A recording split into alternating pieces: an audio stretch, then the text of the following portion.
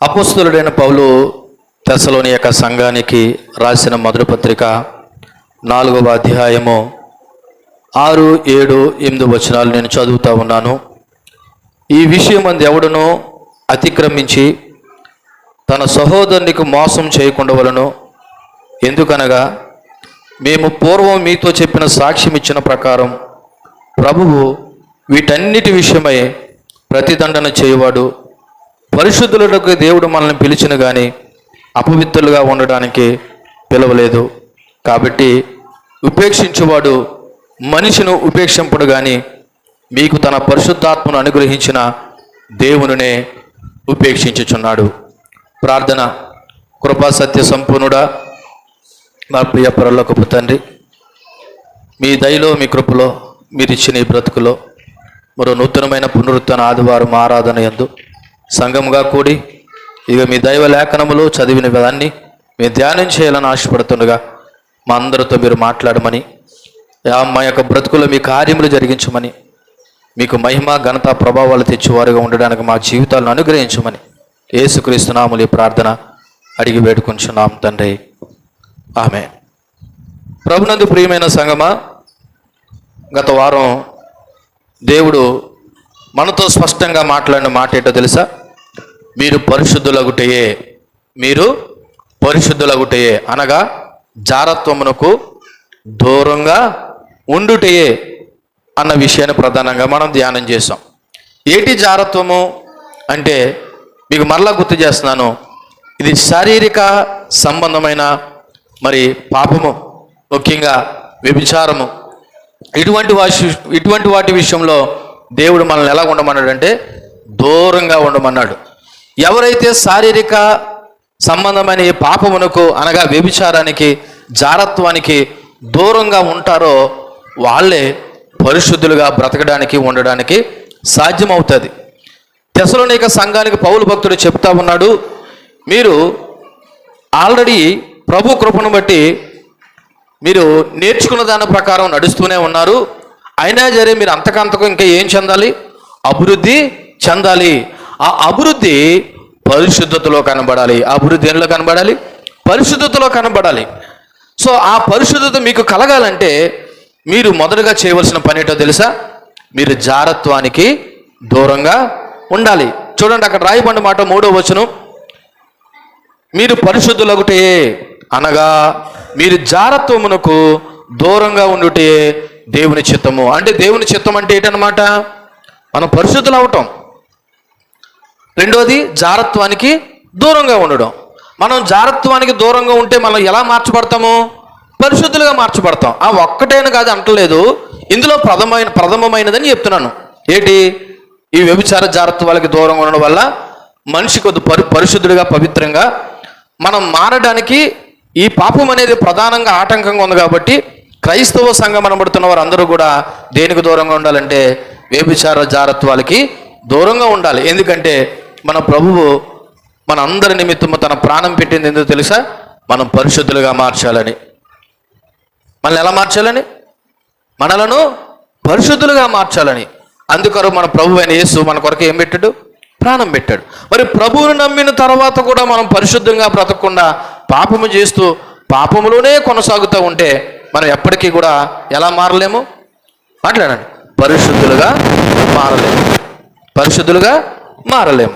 అందుకనే చూడండి, ఆ యొక్క మాటకి కొనసాగింపుగా మనం తర్వాత జ్ఞాపకం చేసుకున్నాము, మీలో ప్రతివాడు దేవుని ఎరగని అన్ని జనుల వలె అభిలాషి యందు కాక పరిశుద్ధత యందు ఘనత యందును తమ తమ ఘటమును ఎట్లా కాపాడుకోవాలనో అది ఎరిగి ఉండుటే దేవుని చిత్తమని గత వారం ధ్యానం చేశాం.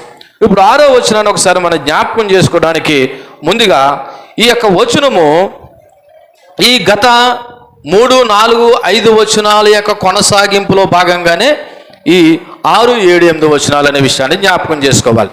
పౌలు లైంగిక పరిశుద్ధత గురించి మాట్లాడుతూ, దేని గురించి?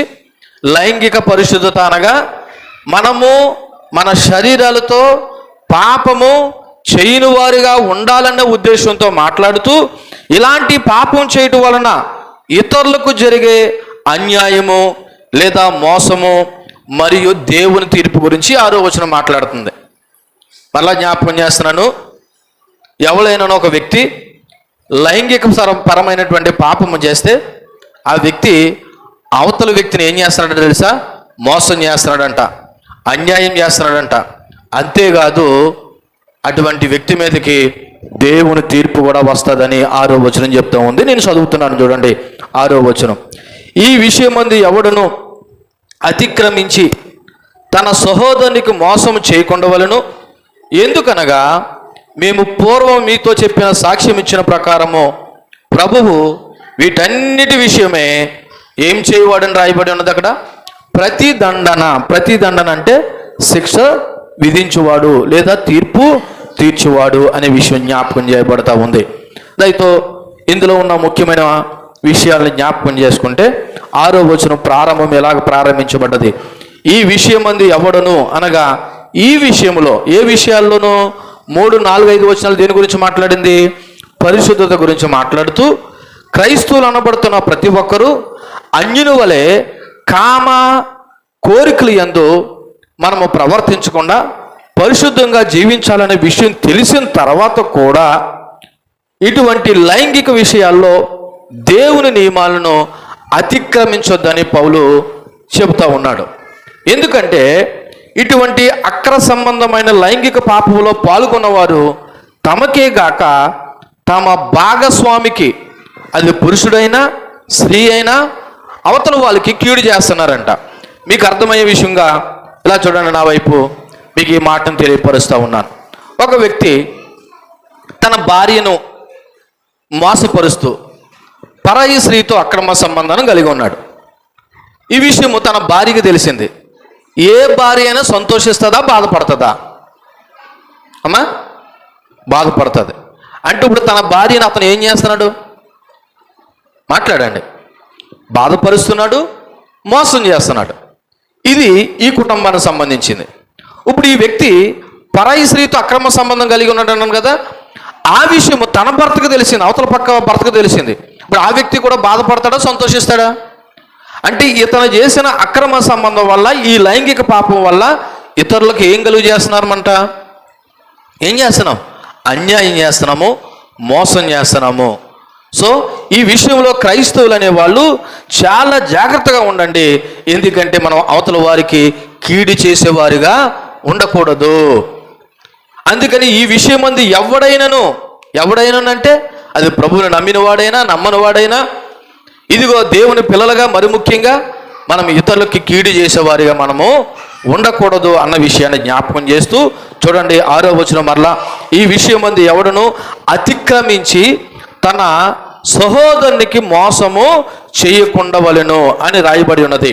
ఈ వచనంలో ఎవడను అంటే క్రైస్తవుడైనా అన్యుడైనా, అది స్త్రీ అయినా పురుషుడైనా, ప్రతి ఒక్కరూ కూడా తన సహోదరుడు అనగా ఆపోజిట్ వ్యక్తి, నీ భార్య అవ్వచ్చు, లేదా అవతల వ్యక్తి యొక్క కుటుంబంలో ఉన్న అదర్ పర్సన్ అవ్వచ్చు, ఎవరైనా సరే అవతల వాళ్ళని మనం ఏం చేయకూడదంట? బాధపరచకూడదు, మోసపరచకూడదు. ఇక్కడ ఒక మాట రాయబడి ఉన్నది. ఏంటో తెలుసా మాట?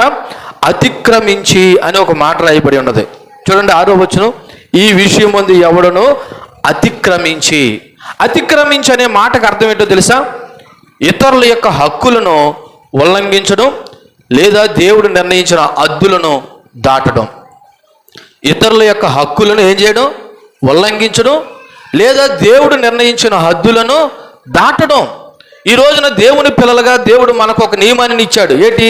మీరు జారత్వమునకు దూరంగా ఉండుటే పరిశుద్ధత. ఇది దేవుని ఆజ్ఞ. ఇప్పుడు నేను దీన్ని అతిక్రమించాను అనుకో, దేవుని ఆజ్ఞని నేను ఏం చేసినట్టు? ఉల్లంఘించినట్టు, లేదా తిరస్కరించినట్టు. సో ఈ అతిక్రమైనటువంటి లైంగిక పాపం వల్ల నేను దేవుని ఆజ్ఞను తిరస్కరించడమే కాకుండా ఇతరుల యొక్క హక్కులను కూడా నేను ఏం చేస్తున్నాను? ఉల్లంఘిస్తున్నాను. ఉదాహరణకి మీకు అర్థమయ్యే భాషలో చెప్తున్నాను. మరలా ఒక వ్యక్తి పరాయి పురుషుడితోనో లేదా పరాయి స్త్రీతోనో పాపం చేసింది కదా. ఇప్పుడు అవతల వాళ్ళ యొక్క హక్కులను అతను ఏం చేస్తున్నాడు? ఉల్లంఘిస్తున్నాడు. అంటే అవతల వాళ్ళ యొక్క మనోభావాలను, అవతల వ్యక్తి యొక్క కుటుంబ సంబంధ బాంధవ్యాలను ఈ వ్యక్తులు ఏం చేస్తున్నాడు అనమాట? పాడు చేస్తున్నాడు. మీరు గమనించండి, చాలా చోట్ల అక్రమ సంబంధాల వల్ల భర్త భార్యని చంపేస్తున్నాడు, భార్య భర్తను ఏం చేస్తుంది? చంపేస్తుంది. ఎందుకని? వాళ్ళు అవతలి వ్యక్తుల యొక్క హక్కులను ఉల్లంఘిస్తున్నారు. రెండోది, ఇక్కడ దేవుడు నిర్ణయించిన హద్దులను దాటుతున్నారు. అందుకే అతిక్రమించి అనే మాటకు అర్థం ఏంటంటే ఇతరుల యొక్క హక్కులను ఉల్లంఘించడం లేదా దేవుడు నిర్ణయించిన హద్దులను దాటడం. మరలా చదువుతున్నాను 6వ వచనం. ఈ విషయమందు ఎవడను అతిక్రమించి తన సహోదరునికి మోసము చెయ్యకుండవలెను. అంటే చెయ్యమనా చెయ్యొద్దనా? చెయ్యవద్దు. ఏంటి మోసం అంటే స్వార్థ ప్రయోజనాల కోసం మరొకరిని వంచడం. స్వార్థ ప్రయోజనాల కోసం మరొకరిని వంచడం. నీకు పెండ్లయ్యింది లేదా పెండ్లి కాలేదు, పెండ్లైనా పెండ్లి కాకపోయినా నీకు ఒక భార్య ఉంది, నీకు ఒక భర్త ఉన్నాడు. ఇప్పుడు నీ శారీరక సంబంధమైన కోరికలను ఆశలను తీర్చుకోవడానికే కదా దేవుడు నిన్ను వివాహ యొక్క వ్యవస్థలో ప్రవేశపెట్టాడు. కాబట్టి ఇప్పుడు నువ్వు నీ భర్తను కాదని నీ భార్యను కాదని నువ్వు ఇతరులకు వ్యక్తులను వంచడం వల్ల వాళ్ళ యొక్క నీ స్వార్థ ప్రయోజనాల కోసం మరొకరిని వంచుతున్నావు లేదా నువ్వు విశ్వాస ద్రోహం చేస్తున్నావు. ఏం చేస్తున్నావు? విశ్వాస ద్రోహం. నేను విన్న మాట చెప్తున్నాను. చాలా సందర్భాల్లో ఫ్రెండ్స్ ఉంటారు చూసారా, ఫ్రెండ్స్. ఈ ఫ్రెండ్ తనకు తెలియకుండానే తన భార్యలతో అనగా ఫ్రెండ్ యొక్క భార్యలతో ఏం చేస్తారు? పాపాలు చేస్తారు. ఇప్పుడు ఆ ఫ్రెండ్కి ఈ ఫ్రెండ్ ఏం చేస్తున్నాడు? విశ్వాస ద్రోహం చేస్తున్నాడు. ఇది శారీరక సంబంధమైన ద్రోహమే కాదు, దేవునికి కూడా విశ్వాసాలు అనబడుతున్న వారు విశ్వాస ద్రోహము చేస్తూ ఉన్నారు. ఇటువంటి సందర్భంలో ఒకరి అపవిత్ర ప్రవర్తన వలన మరొక వ్యక్తి లేదా మరొక కుటుంబం లేదా వివాహ సంబంధానికి నష్టము కలుగుతూ ఉంటుంది. ఈ ప్రధానంగా ఈ 4వ అధ్యాయము 1 నుంచి 8 వచనాలు ఏం చెప్తుందంటే పరిశుద్ధత గురించి చెప్తుంది. ఏం చెప్తుంది? పరిశుద్ధత గురించి. మరి ఈ పరిశుద్ధతకి ఏది ఆటంకం అవుతుందంటే వ్యభిచారము జారత్వము ఆటంకం అవుతుంది. ఈ రోజున వ్యభిచార జారత్వాల వల్ల చాలామంది ఏం చేసుకుంటున్నారంటే వాళ్ళ కుటుంబాలను నాశనం చేసుకుంటున్నారు, వాళ్ళ జీవితాలను నాశనం చేసుకుంటున్నారు, వాళ్ళ యొక్క బంధాలను నాశనం చేసుకుంటున్నారు. కాబట్టి వాక్యము ఇక్కడ మనకు చెప్తున్న మాట ఏంటంటే ఇలాగా ఎవడైనను ప్రతివాడును దేవుని యొక్క చిత్తానికి వ్యతిరేకంగా తన సహోదరుని విషయంలో మోసము చేయకుండా ఉండాలని, దేవుని యొక్క ఆజ్ఞలను అతిక్రమించకుండా ఉండాలనే విషయాన్ని ఇక్కడ జ్ఞాపకం చేస్తూ ఉన్నాడు. చాలామంది లైంగిక పాపాల విషయంలో ఏమంటారు తెలుసా? ఇది నా వ్యక్తిగత విషయం అండి. ఏంటండి? ఇది నా వ్యక్తిగత విషయం, నా ఇష్టం, మీరెందుకు నా విషయంలో కలుగు చేసుకుంటారు? నేను పాపమే చేస్తాను, వ్యభిచారమే చేస్తాను, జారత్వమే చేస్తాను, నేను ఎక్కడికి వెళ్ళిపోతాను, మీకు పనేటి అని చాలామంది అనుకుంటూ ఉంటారు. ఒకవేళ ఎవరైనా ఏదైనా చెప్తే ఇలాగ అంటూ ఉంటారు. కానీ దీని విషయంలో దేవుడు ఏం చెప్తున్నాడు తెలుసా? తీర్పు తీరుస్తాను అంటున్నాడు. ఏమన్నాడు? ఒకసారి మరలా నేను 6వ వచనం చదువుతున్నాను చూడండి. ఈ విషయం మంది ఎవడను అతిక్రమించి తన సహోదరునికి మోసం చేయకుండా వలను, ఎందుకనగా మేము పూర్వం మీతో చెప్పిన సాక్ష్యం ఇచ్చిన ప్రకారం ప్రభువు ఎవరంటండి? ఈ పత్రిక రాసిన సౌలు కాదు, ప్రభువు వీటన్నిటి విషయమే ఏం చేస్తాడని రాయబడినదమ్మా అక్కడ? ప్రతిదండన. అంటే నువ్వు అనుకోవచ్చు లేదా నేనే అనుకోవచ్చు, నా ఇష్టం అండి, నేను పాపం చేస్తానండి, నేను వ్యభిచారం చేస్తానండి, నేను జారత్వం చేస్తానండి, మీరెవరండి నన్ను అడగడానికి? నా లైఫ్, నా జీవితం, నా ఇష్టం అని నువ్వు అనుకుంటే నువ్వు అనుకో, నేను కాదంటలేదు. కానీ వీటన్నిటి విషయమే దేవుడు ఏం చేస్తాడంట? ప్రతిదండన చేస్తాడు. అది ఎలాగన్నది మీకు వాక్యంలో నుండే జ్ఞాపకం చేస్తాను. నిజానికి క్రైస్తవ ప్రేమ కలిగిన నిజమైన క్రైస్తవులండి ఇతరులు మేలు కోరుకుంటారు తప్ప వాళ్ళ స్వార్థపూరితమైన శారీరక కోరికల యొక్క ఆశల కోసం ఎదుటివారి జీవితాలను, బంధాలను, ఆత్మీయతను నాశనం చేయరండి. ఎవరండి? నిజమైన క్రైస్తవ ప్రేమ కలిగిన వారు వాళ్ళ స్వార్థపూర్వకమైన కోరికలను, ఆశలను నెరవేర్చుకోవడానికి ఇతరుల యొక్క జీవితాలతో, వాళ్ళ బంధాలతో ఆత్మీయతను నాశనం చేయరు. వాళ్ళే నిజమైన క్రైస్తవులు. ఒకసారి మనం రోమీయులకు రాసిన పత్రిక 12వ అధ్యాయము 10వ వచనాన్ని చూద్దాం. రోమీయులకు రాసిన పత్రిక 12వ అధ్యాయము 10వ వచనం. సహోదర ప్రేమ విషయంలో ఒకని యందు ఒకడు అనురాగము గలవారై ఘనత విషయంలో ఒకను ఒకడు గొప్పగా ఎంచుకోండి. ఇది సంఘం విషయంలో దేవుడు మనతో చెప్తున్న మాట ఏంటో తెలుసా? సహోదర ప్రేమ విషయంలో ఒకరు ఏం కలిగి ఉండాలంట? అనురాగము కలిగి ఉండాలి. ఏం కలిగి ఉండాలి? అందుకే దేవుని సంఘంలో సహోదరుడు సహోదరి అనే బంధం తప్ప వరసలనే బంధము లేదు. దేవుని సంఘంలో ఇక్కడున్న మనం అందరం ఎవరము? నేను ఒక సహవాసంలో కొందరు పిలుపు నేను ఎలా విన్నాను ఏంటో తెలుసా? ఇప్పుడు నేను ఎవరినైనా అన్నాను అనుకో, ఇప్పుడు అన్న భార్య నాకేమవుతుంది? వదిన అవుతుంది. కానీ ఆ సహవాసంలో అన్న అక్క లేదా తమ్ముడు చెల్లి. ఎందుకని? మనం క్రైస్తవ ప్రేమలో మనం ఏ సంబంధంలో ఉన్నా తెలుసా? సహోదరుడి సహోదరి ప్రేమ బంధంలో ఉన్నాం. ఇప్పుడు నేను మిమ్మల్ని అక్క లేదా నాకు ఒకవేళ వరుస అయిన వారు కూడా ఏమైనా సరే చెల్లి అక్క తమ్ముడు అన్నయ్య అన్నాను అనుకో, అప్పుడు అందులో ఆ పిలుపులో ఏముండదు తెలుసా? స్వార్థపూర్వకమైనటువంటి శారీరక కోరికలు ఉండవు. అందుకే క్రైస్తవ సహోదరులు అనబడుతున్న మనం అందరము కూడా ఒకని యందు ఒకడు అనురాగం గలవారే, ప్రేమ విషయంలో ఒకనందుడు ఒకడు గంట విషయంలో గొప్పగా ఎంచుకోవాలంట. ఈ రోజున క్రైస్తవ సంఘాల్లో పాపం జరగడానికి కారణం ఏంటో తెలుసా? క్రైస్తవ సంఘంలో ఉన్నవారు అందరూ కూడా సహోదరుడు సహోదరి అనే భావంలో ఉండట్లేదు. ఇక్కడ వాక్యం చెప్తున్న మాట ఏంటో తెలుసా?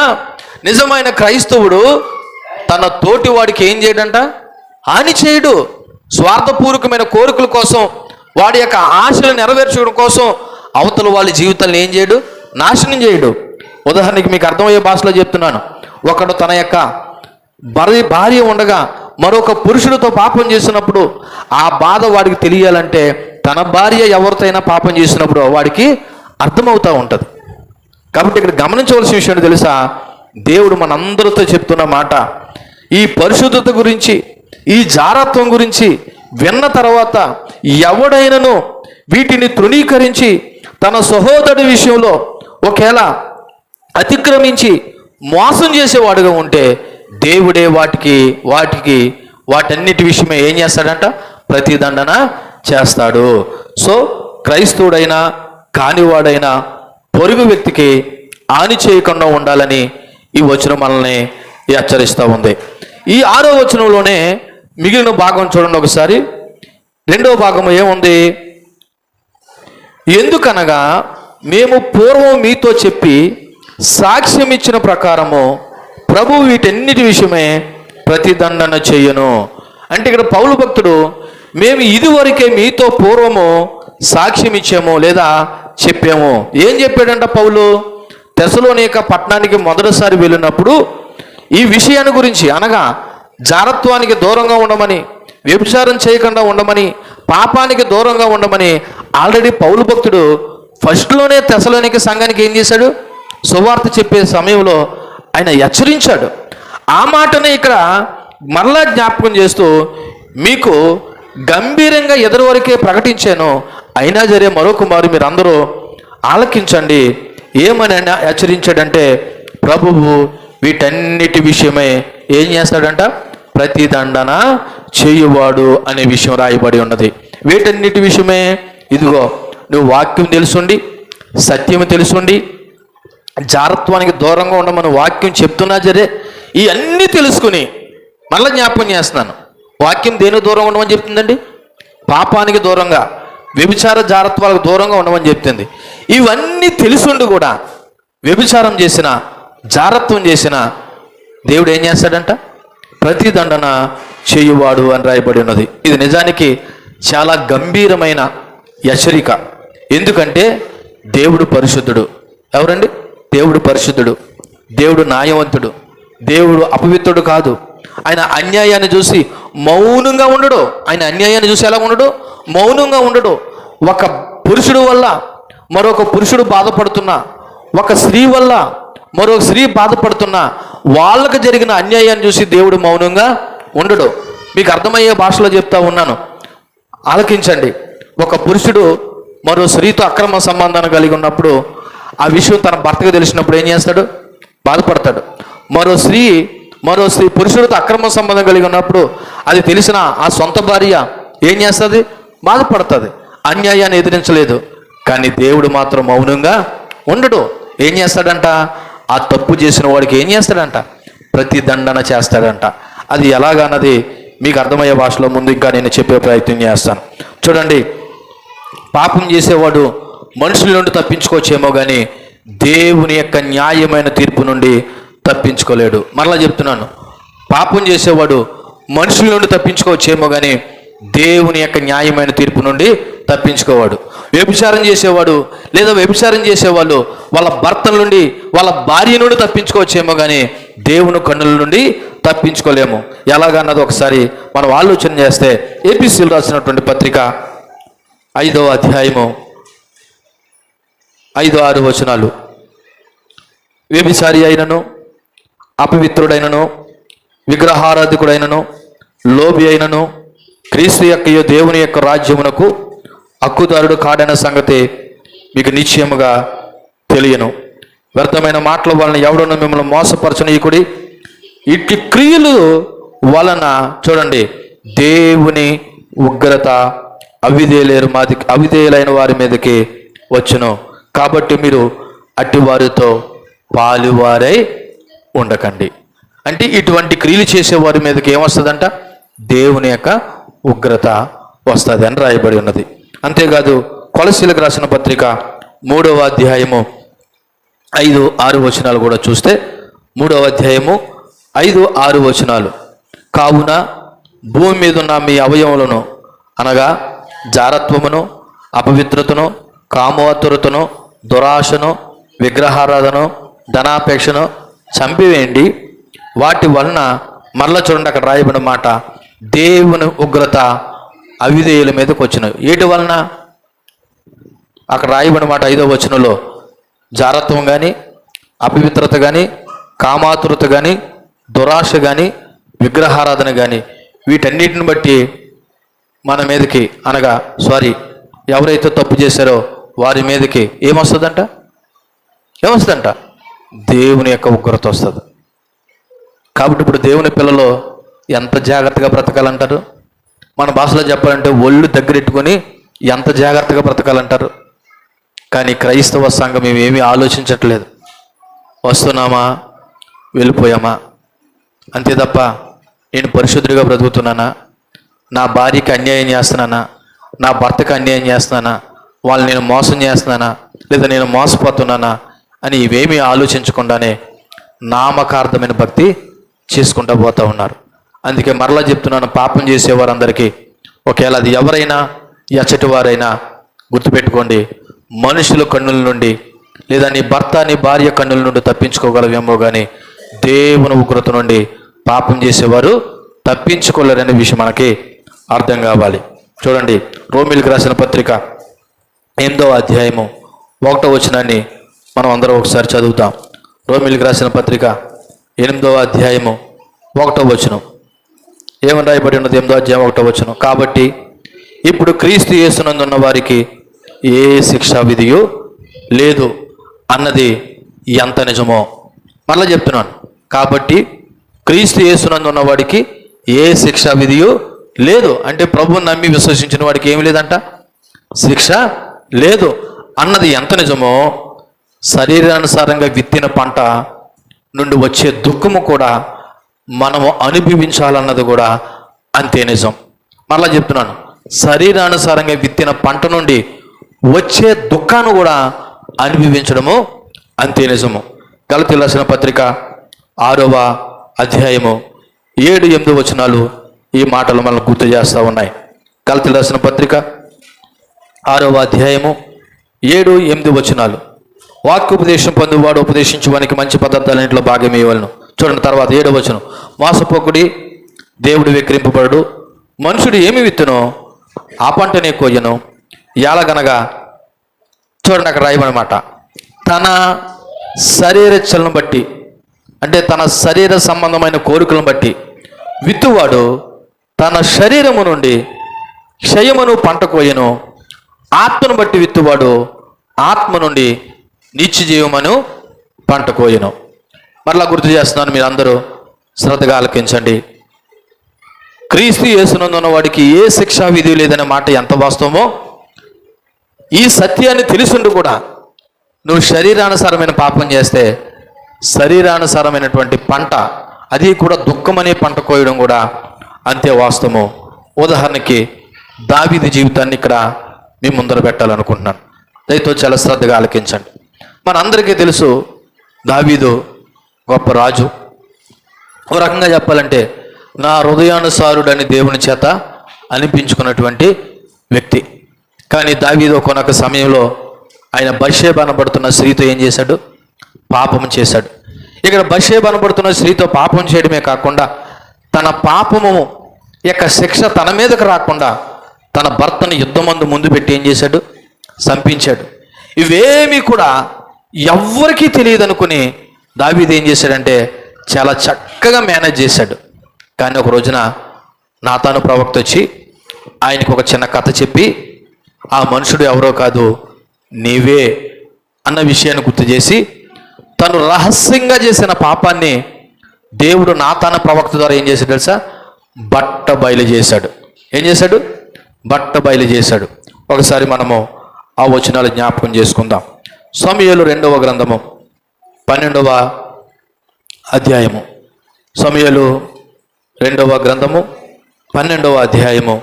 నేను చదువుతూ ఉన్నాను 7వ వచనం. నాతాను దావీదును చూసి ఏమన్నాడంటండి? నాతాను దావీదును చూసి ఏమన్నాడంట? ఆ మనుషుడవు నీవే. ఏటి ఆ మనుషుడివి? ఇగో ఘోరాతి ఘోరమైన పాపానికి ఒడిగట్టింది ఎవరో తెలుసా? నీవే. ఇశ్రాయేలు దేవుడని యెహోవా సెలవిచ్చింది ఏమనగా, ఇశ్రాయేలు మీద నేను నిన్ను ఎలా చేశాను? రాజుగా పట్టాభిషేకం చేసి సౌలు చేతిలో నుండి నిన్ను విడిపించి నీ యజమాను యొక్క నగర్ నీకు అనుగ్రహించి నీ యజమానుని స్త్రీలు నీకు ఒకటి చేర్చి ఇశ్రాయేలు వారిని యోధా వారిని నీకు అప్పగించి తిని ఇది చాలదని నువ్వు అనుకుని అట్లా నేను మరి ఎక్కువగా నీకు ఇచ్చేదును. నువ్వు చూడండి అక్కడ రాయబడిన మాట, యెహోవా మాటను తృణీకరించి ఆయన దృష్టికి ఏం చేసావండి? గుర్తుపెట్టుకోండి, దేవుని యొక్క మాటను తృణీకరించి తప్పు చేసే వాళ్ళందరూ గుర్తుపెట్టుకోండి. అక్కడ రాయబడిన మాట, దేవుని దృష్టికి చెడుతనం చేస్తున్నాం. ఏం చేస్తున్నాం? చెడుతనం చేస్తున్నాం. దేవుడిది చెయ్యొద్దాను అన్నాడంటే అది ఏం చేయాలి? మనం చేయడం మానేయాలి. అలా కాకుండా చేసామంటే ఆయన మాటను తృణీకరించి మనం ఏం చేస్తున్నట్టంట? చెడుతనం చేస్తున్నట్టు. చూడండి, నువ్వు యెహోవా మాటను తృణీకరించి ఆయన దృష్టికి చెడుతనం చేసేదివేమి? ఇత్తియుడగు ఊరియాను కత్తి చేత చంపించి అతని భార్య నీకు భార్య అగినట్లుగా నువ్వు పట్టుకుని ఉన్నావు. అమోనీయుల చేత నువ్వు అతను ఏం చేసావు? చంపించదు కదా. ఇదిగో నువ్వు నన్ను లక్ష్యము చేయక ఇత్తియుడగు ఊరియా భార్య నీకు భార్య అగినట్లు తీసుకొనినందున చూడండి చూడండి చూడండి అక్కడ రాయబడిన మాట, నీ ఇంటి వారికి సదాకాలం యుద్ధం కలుగును. అది మొదటి పనిష్మెంట్. మీ అందరికీ మరలా గుర్తు చేస్తున్నాను. దావీదు రహస్యంగా పాపం చేశాడు, ఎవ్వరికీ తెలియలేదు అనుకున్నాడు. కానీ దేవుడు నాతాను ప్రవక్తను పంపించి ఆ రహస్యాన్ని బట్టబయలు చేశాడు. ఇదిగో నువ్వు చేసిన పాపానికి శిక్ష ఏంటో తెలుసా? సదాకాలమును ఇంట్లో ఉన్న కుటుంబానికి ఏం కలుగుతుందో తెలుసా? యుద్ధము కలుగునని ఉన్నది. అక్కడ ఏముంది? యుద్ధం అంటే మన భాషలో చెప్పాలంటే నీకు కుదురుబాటు ఉండదు, నీ ఇంట్లో ఏముండదు? నెమ్మది ఉండదు, శాంతి ఉండదు, సమాధానం ఉండదు. నీ కుటుంబానికి సదాకాలము యుద్ధ వాతావరణమే. అంటే గొడవలు, సమస్యలు. ఎవరు చేసిన పాపం ఇది? దావీదు చేసిన పాపం. అదేంటండి మరి దావీదు పశ్చాత్తాపం చెందాడే, ప్రభు దగ్గర ఒప్పుకున్నాడే, పాపినని అన్నాడే.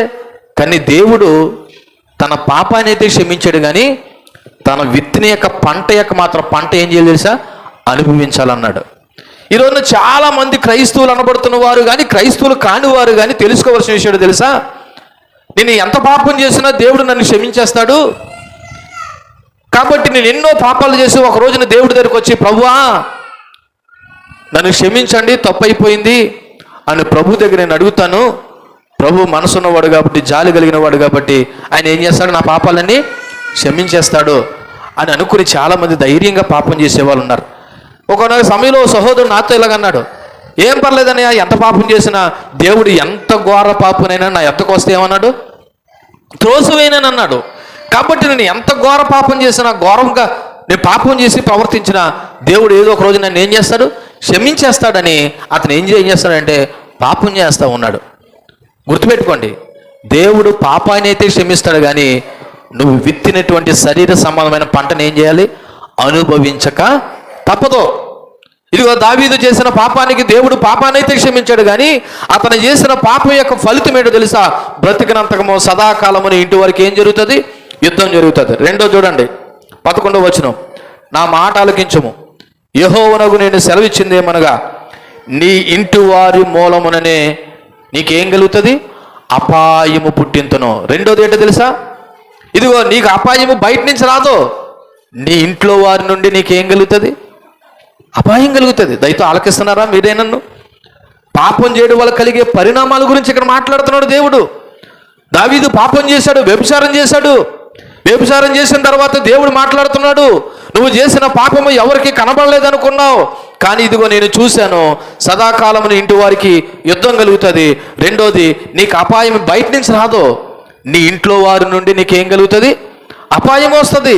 మూడోది చూడండి, అక్కడ రాయబడిన మాట, నువ్వు చూచుచుండగా నేను నీ భార్యలను తీసివేసి నీ చేరువానికి అప్పగించెదను, పగట యందు వాడు వారితో సైనించును, నువ్వు ఈ కార్యం రహస్యంగా చేసేతువు, కానీ ఇశ్రాయేలు అందరూ చూచుచుండగా పగట యందే నేను చెప్పిన దానిని చెయ్యింతును నేను.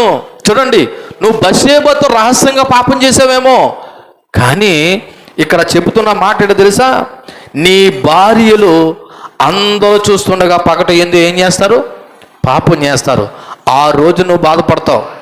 పరాయి పురుషుడి యొక్క భార్య జోలికెళ్ళి నేను ఎంత తప్పు చేశానో, ఆ రోజున అతను బాధ ఏంటన్నది నేను అర్థం చేసుకోలేకపోయాను, ఈ రోజున ఆ బాధ ఎలాగుంటుంది అన్నది నువ్వు అర్థం చేసుకునే విధంగా నీ భార్యలు పగట యందు ఏం చేస్తారు తెలుసా? అందరూ చూస్తుండగా పబ్లిక్గా పాపం చేస్తారు. అంతేకాదు, ఇంకా చూడండి, 14-15 వచనం, అయితే ఈ కార్యం వలన యెహోవాను దూషించుటకు ఆయన శత్రువులకు నువ్వు గొప్ప ఏతు కలుగు చేసేది గనుక నీకు పుట్టిన బిడ్డ నిశ్చయముగా చచ్చునని దావీదుతో చెప్పి తన ఇంటికి తన ప్రవక్త వెళ్ళిపోయాడు. అంటే నువ్వు చేసిన పాపం వల్ల బత్షెబ గర్భవతి అయింది, కాబట్టి పుట్టబోయే బిడ్డ ఏమైపోతున్నాడు అంటే పాపం వల్ల వచ్చే జీతం ఏంటన్నమాట? మరణం. కానీ ఈరోజు ఎంతమందికి భయం ఉందండి? నేను వివాహితుడను, నేను వివాహితురాలను, నాకు భర్త ఉన్నాడు, నాకు భార్య ఉన్నది, నేను పాపం చేయకూడదు, నేను వ్యభిచారం చేయకూడదు, నేను జారత్వం చేయకూడదు, ఒకవేళ వ్యభిచార జారత్వాలు చేస్తే దేవుడు నన్ను శిక్షిస్తాడనే స్పృహ ఎంతమంది క్రైస్తవ సహోదరులకు ఉన్నదే అన్నది ఆలోచన చేయండి. ఇది జనరల్గా మాట్లాడుకునే మాట అయితే, ఒకవేళ మీరైనా ఎవరైనా గత జీవితాల్లో మీరు చేసిన పాపాలను బట్టి ప్రభు దగ్గర క్షమాపణ అడగండి. క్షమాపణ అయితే దొరుకుతుంది, కానీ విత్తిన పంట యొక్క శిక్ష మాత్రం ఏం చేయాలి? అనుభవించాలి. చాలామందికి తెలియని విషయం ఏంటో తెలుసా? అంటే అన్నిటికీ కారణం ఇదేనని అంటలేదు, కానీ ముఖ్యంగా వ్యభిచార జారత్వాలు చేసిన వారి గురించి మాట్లాడుతున్నాను. వాళ్ళు అనుభవిస్తున్న నాశనానికి కారణం వాళ్ళు చేసిన పాపమే. వాళ్ళు గ్రహించరు, ఈ కష్టం ఎందుకు వచ్చింది, ఈ నష్టం ఎందుకు వచ్చింది, ఈ బాధలు ఎందుకు వచ్చాయి, నా కుటుంబంలో ఈ పరిస్థితులు ఎందుకు వచ్చాయి అన్నది వాళ్ళు గ్రహించరు. కారణం ఏంటి తెలుసా? అప్పుడు ఎప్పుడో చేసాం మేము పాపం, మా వయసులో చేసాం పాపం, మేము పెళ్ళైన కొత్తలో చేసాం పాపం, ఈరోజు మేము చాలా పరిశుద్ధులుగా ఉన్నాం. మీరు అనుకుంటానొచ్చు, నేను కాదంటలేదు, మీరు పరిశుద్ధులుగానే ఉండొచ్చు, కానీ గత జీవితాల్లో నువ్వు చేసిన విత్తిన యొక్క పంట ఉంది చూసారా, ఆ పంట యొక్క శిక్ష నువ్వేం చేయాలి? అనుభవించక తప్పదు అనే విషయాన్ని గ్రహించండి. ఈ యొక్క మాటలో దేవుడు మరలా నేను చదువుతున్నాను, తెస్సలోనికీయులకు రాసిన పత్రిక 4వ అధ్యాయం 6వ వచనం ఏమని మాట్లాడుతున్నాడు? ఈ విషయమందు ఎవడును అతిక్రమించి తన సహోదరునికి మోసం చేయకుండా వలెను, ఎందుకనగా మేము పూర్వం మీతో చెప్పిన సాక్ష్యం ఇచ్చిన ప్రకారం ప్రభువు వీటన్నిటి విషయమై ఏం చేస్తాడండి? ప్రతిదండన చేయను. ఇదిగో దావీదు పాపం చేశాడు, ఆ పాపానికి ప్రతిదండన ఏం చేశాడు? దావీదుతో దేవుడు తెలియపరిచాడు.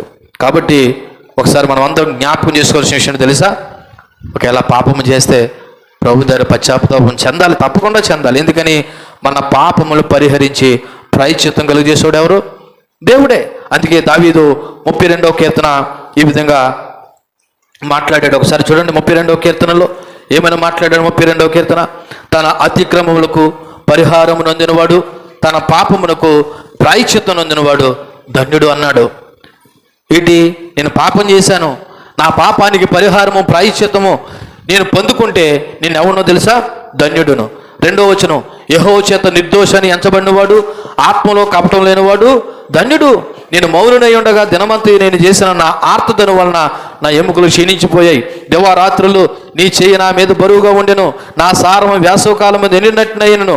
నా దోషమును కప్పుకొనక, చూడండి 5వ వచనంలో, నా దోషమును కప్పుకొనక నీ ఎదుట నా పాపాన్ని ఏం చేసుకున్నాను? చూడండి ఏమని రాయబడినది? నా పాపాన్ని ఒప్పుకుంటుని యెహోవా సన్నిధిని నా అతిక్రమములో ఒప్పుకుందని అనుకుంటుని నువ్వు నా పాప దోషమును ఏం చేసావు తెలుసా? పరిహరించి ఉన్నావు. దావీదుకి అర్థమైంది తను చేసిన తప్పేటో, తను చేసిన పాపమేటో. అందుకే దేవుని సన్నిధికి వెళ్ళి ఏం చేశాడంట? ప్రభువా నీ క్షమించమని, తప్పు అయిపోయిందని ప్రభువు దగ్గర కన్నీరు కార్చాడు. ఎలా కార్చాడని తెలుసా? దేవుడే చెప్తాడు, దావీదు ఊరియా భార్య అయిన బషేబి విషయంలో తప్ప మరి ఎన్నడూ కూడా దావీదు ఏం చేయలేదంట? పాపం చేయలేదంట. దానికి కారణం ఏంటో తెలుసా? ప్రభు యొక్క పాద సన్నిధిలో తన పాపాన్ని ఒప్పుకుని విడిచిపెట్టి ప్రభు కృపను బట్టి తన పాపానికి పరిహారము నొందాడు. అందుకే మరొక 51వ కీర్తనలో కూడా ఆయన అనుభవంలో నుండి ఈ విధంగా మాట్లాడాడు. 51వ కీర్తనలో ఏమని మాట్లాడాడు తెలుసా? దేవా నీ కృప చొప్పున నన్ను కరుణించుము, నీ వాత్సల్య బాహుల్యం చొప్పున నా అతిక్రమాలను తుడిచివేయము, నా దోషం పోవునట్లు నన్ను బాగుగా కడుగుము, నా పాపం పోవునట్లు నన్ను పవిత్రపరచుము, నా అతిక్రమములు నాకు తెలిసే ఉన్నవి నువ్వు తెలియపరచావు, నా పాపం ఎల్లప్పుడూ నా ఎదుట ఉన్నది, నీకు కేవలం నీకే విరోధంగా నేను ఏం చేశాను అంటే తను చేసిన వ్యభిచారాన్ని ఇప్పుడు ఎలా మాట్లాడుతున్నాడు? నీకు విరోధంగా నేను ఏం చేశాను?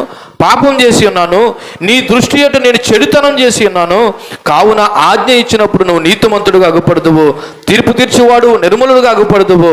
నేను పాపములో పుట్టిన వాడిని, పాపంలోనే నా తల్లి నన్ను గర్భం ధరించింది.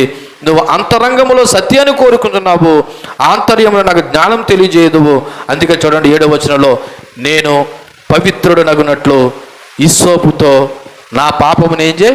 పరిహరించు. ఎలాగా తెలుసా? హిమము కంటేను నేను తెల్లగా ఉన్నట్లు నువ్వు నన్ను కడుగుము అని ప్రభు దగ్గర పశ్చాత్తాపం చెంది ప్రార్థన చేశాడండి. ఎందుకు ఈ మాటలు జ్ఞాపకం చేస్తున్నాను తెలుసా సంగమా? పాపం వల్ల వచ్చే జీతం ఉన్నది చూసారా? అది మరణము. అది ఈ లోక మరణమే కాదు, రేపటి దినాన్న నిత్య నాశనాన్ని కూడా కలుగు చేస్తుంది. క్రైస్తవ పిల్లలమైన మనము గుర్తుపెట్టుకోండి, వ్యభిచార జారత్వాల విషయంలో ఒళ్ళు దగ్గర పెట్టుకొని బ్రతకాలి. దావీదు ప్రభు సన్నిధానంలో ఎంత పశ్చాత్తాపం చెందాడంటే, ప్రభా నువ్వు నన్నంటూ కడిగితే విషోపుతో హిమము కంటే తెల్లగా ఉండినట్లు నన్ను కడుగు, ఎందుకంటే నేను కేవలం నీకు విరోధంగా ఏం చేశాను? పాపం చేశాను, నీ సన్నిధికి విరోధంగా పాపం చేశాను, నీ ఎదుట నా చెడుతనం కనబడతా ఉంది, నన్ను ఎవరూ చూడలేదనుకున్నాను, ఒక అమాయకుడైనటువంటి ఊరియాని నేను చంపించాను, నేను పాపం చేయడమే కాకుండా అని చెప్పేసి దావీదు తర్వాత చాలా పశ్చాత్తాపం చెందాడు. ప్రభు అయితే తన పాపాన్ని అయితే క్షమించాడు, కానీ తను చేసిన పాప యొక్క ఫలితాన్ని అయితే మాత్రం అనుభవించక తప్పలేదు. తన జీవిత కాలంలో ఎన్నో యుద్ధాలు చూశాడు. సొంత కొడుకులు తరిమేశారు. ఎవరిని? దావీదుని. తన భార్యలు చెరిపివేయబడ్డారు. ఇదిగో బత్షెబ తల్లి సంతానం అనబడుతున్న బిడ్డ చనిపోయాడు. వీటన్నిటికీ కారణం తెలుసా? దావీదు చేసిన పాపం. అందుకే పాపంతో చెలగాటమాడకండి. నన్ను ఎవరూ చూడట్లేదు, నన్ను ఏ మనుషుడు చూడట్లేదు, నా భర్త చూడట్లేదు, నా భార్య చూడట్లేదు, నేను ఎక్కడెక్కడో రహస్యంగా చేశాను పాపం అనుకుంటే చూడండి ఎవరు చూసినా చూడకపోయినా దేవుడు చూస్తున్నాడు. వీటన్నిటి విషయమే దేవుడు ఏం చేస్తాడంట? ప్రతి దండన చేస్తాడు. అందుకే యవన పిల్లలైనా యవనస్తులైనా వివాహాలకు ముందు వ్యభిచార జారత్వాలతో మీ శరీరాలను మలినం చేసుకోకండి. వివాహమైన తర్వాత కూడా ఇదిగో మీ యొక్క భర్తలను మీ భార్యలను మోసం చేయకండి. ఎందుకో తెలుసా? దేవుడు మనకి ఏం చేయబోతాడు? ఒకవేళ ఎటువంటి పాపం చేస్తే తీర్పు తీర్చబోతాడు అనే విషయాన్ని జ్ఞాపకం చేసుకోండి. దావీదు పశ్చాత్తాపం చెందాడు. క్షమించమని అడిగాడు. కానీ దాని యొక్క పర్యవసనాలు మాత్రం దావీదును మార్చలేకపోయాయి. విత్తిన పంటకు దానినే కోరుకున్నాడు. ఇది పాపం చేసేవారి అందరి విషయంలోనూ బాధాకరమైన అనుభవం అని చెప్పాలి. ముఖ్యంగా వ్యభిచార జాగ్రత్తలు చేసేవాళ్ళు ఇది బాధాకరమైనటువంటి అనుభవము. మీకు తెలియపోవచ్చు, తర్వాత బాధపడాలి. ఎందుకు జరుగుతున్నాయి ఈ పరిణామాలు, ఈ పరిస్థితులు అంటే ఇదిగో నువ్వు ఎక్కడో రహస్యంగా చేసిన వ్యభిచార జాగ్రత్తమే ఈ రోజు నీ కుటుంబాన్ని, నీ జీవితాన్ని ఏం చేస్తుంది? నాశనం చేస్తూ ఉంది. కాబట్టి ఈ వచనంలో నుండి నేర్చుకోవాల్సిన విషయాలు చెప్పి నేను ముగించే ప్రయత్నం చేస్తాను. మొదటగా, లైంగిక అపవిత్రత వ్యక్తిగత పాపం మాత్రమే కాదు, అది ఇతరులకు కూడా అన్యాయం చేస్తుంది. లైంగిక అపవిత్రత అనేది వ్యక్తిగతమైన పాపమే కాదు, ఇతరులు కూడా ఏం చేస్తుంది? అన్యాయము. ఎలాగ చెప్పమంటారా? ఒక వ్యక్తి పరాయి స్త్రీతో పాపం చేస్తున్నాడంటే తను వ్యక్తిగతంగా అపవిత్రం అవడమే కాదు, అవతల యొక్క కుటుంబాన్ని కూడా అతను ఏం చేస్తున్నాడు? మోసం చేస్తున్నాడు, అన్యాయం చేస్తున్నాడు, బాధ పెడుతున్నాడు. కాబట్టి లైంగిక అపవిత్రత అనేది ఎవరైతే పాపం చేస్తున్నారో ఆ వ్యక్తి మాత్రమే అపవిత్రపరచబడటం కాదు, కానీ అవతల కుటుంబాన్ని కూడా ఏం చేస్తున్నాడంటే అతను బాధపరుస్తున్నాడు, మోసం చేస్తున్నాడు. రెండోది, దేవుడు ప్రతి అన్యాయాన్ని గమనిస్తున్నాడు. దేవుడు ప్రతి అన్యాయాన్ని గమనిస్తూ ఉన్నాడు. కాబట్టి దేవుడు చూడట్లేదులే అని అనుకోకండి. దేవుడు తగిన సమయం ఉంది నీకు ఏమిస్తాడు తెలుసా? శిక్ష విధిస్తాడు. మూడోది, దేవుని హెచ్చరికలను నిర్లక్ష్యం చేయకూడదు. దేవుని హెచ్చరికలను ఏం చేయొద్దు? నిర్లక్ష్యం చేయకూడదు. దేవుడు వద్దన్నాడంటే వద్దు, చేయొద్దన్నాడంటే చేయొద్దు. అది ఎంత నీకు ఇష్టమైనా సరే దేవుడు వద్దన్నాడంటే వద్దు. మనకు తెలుసు కదా, దేవుడు ఆదామాములతో ఏమన్నాడు? ఆ ఏదైనా తోటలో మీరు అన్ని తినండి కానీ అది ఒకటే మాత్రం తినద్దు అన్నాడు. కానీ వాళ్ళు ఏం చేశారు? తిన్నారు. అది ఆజ్ఞ అతిక్రమం ఏమైంది? పాపమైంది. ఈరోజు దేవుడు ఏదైనా ఒకటి చెయ్యొద్దన్నాడంటే మనం దేవుని పిల్లలకి ఏం చేయాలి తెలుసా? చేయడం మానేయాలి. చేయమన్నది చెయ్యాలి, చేయొద్దన్నది మానేయాలి. ఇలా దేవుని హెచ్చరికలను నిర్లక్ష్యం చేయకూడదు. నాలుగోది, దేవుడు మనల్ని ఎందుకు పిలిచాడంటే పరిశుద్ధమైన జీవితం జీవించడానికి పిలిచాడు. ఎందుకు పిలిచాడండి? అది తర్వాత వచనాల్లో ఉంది, నేను తర్వాత వచ్చే వారిని జ్ఞాపకం చేస్తాను. మన అందరి యొక్క లక్ష్యం ఏంటో తెలుసా? దేవుని యొక్క ప్రధానమైన ఆజ్ఞ ఏంటో తెలుసా? కేవలం ఆయన మనల్ని రక్షించడమే కాదు, మనల్ని పరిశుద్ధులుగా మార్చడం. కేవలం ఆయన మనల్ని రక్షించడమే కాదు, మన నుండి ఏం కోరుకుంటున్నాడు చెప్పండి? నీ ఆస్తినా, నీ అంతస్తులనా, నీ తెలివితేటలనా? దేవుడి కంటే తెలివితేటలు ఉన్నాయా? దేవుడి కంటే జ్ఞానం ఉందా మనకి? లేదు, లేదు. నీలో నుండి నాలో నుండి దేవుడు పరిశుద్ధతను కోరుకున్నాడు, హోలీనెస్ను కోరుకుంటున్నాడు.